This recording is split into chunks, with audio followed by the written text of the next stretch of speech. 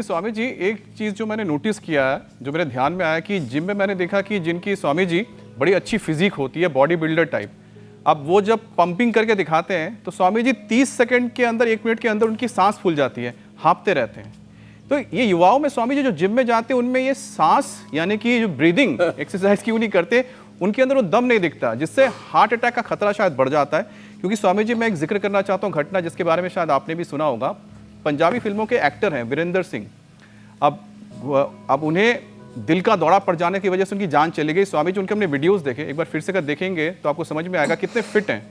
ये इनकी भुजाएं देखिए, क्या मसल्स हैं। लेकिन स्वामी जी योग कैसे ये मसल फिटनेस को हार्ट फिटनेस में बदल सकता है, मुझे लगता है आज के वक्त की सबसे बड़ी जरूरत है।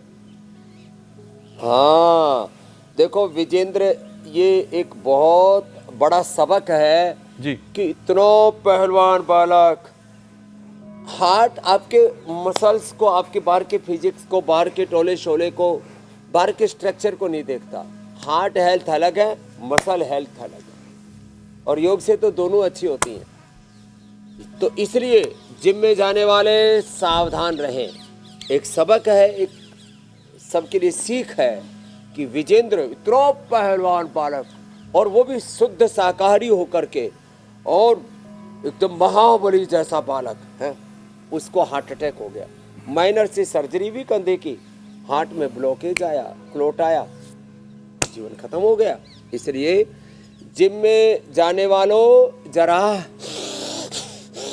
पसीना बहा लो, वहां भी लंबे श्वास लंबे श्वास लेना।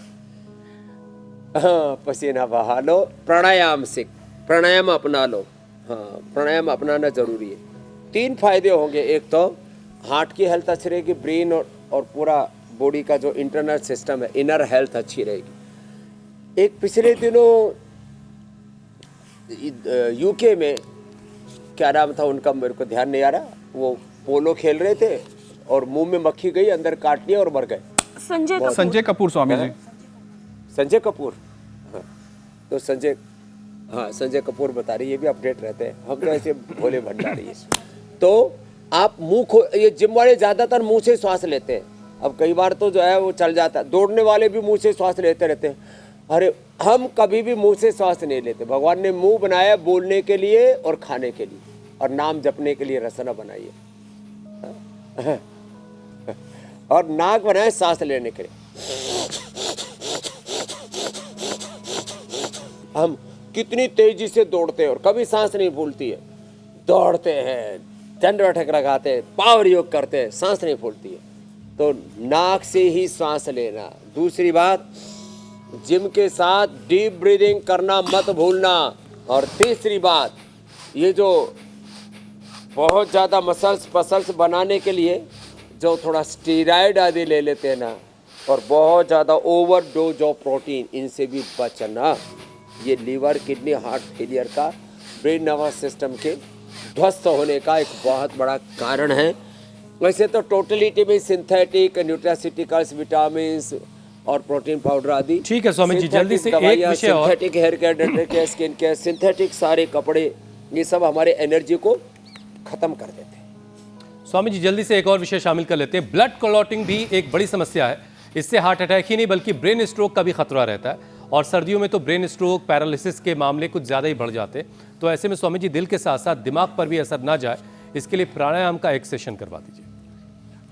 हार्ट अटैक से बचना हो, ब्रेन स्ट्रोक से, पैरालिसिस से बच रहा है, तो खाली पेट लौकी और पेठी के या वेजिटेबल जूस के साथ साथ ये जो लहसुन वाला प्रयोग बताया वो अवश्य करें। अर्जुन की छाल, दालचीनी, इसका काढ़ा जरूर पिया करें। और एक बार जम करके कम से कम 2 मिनट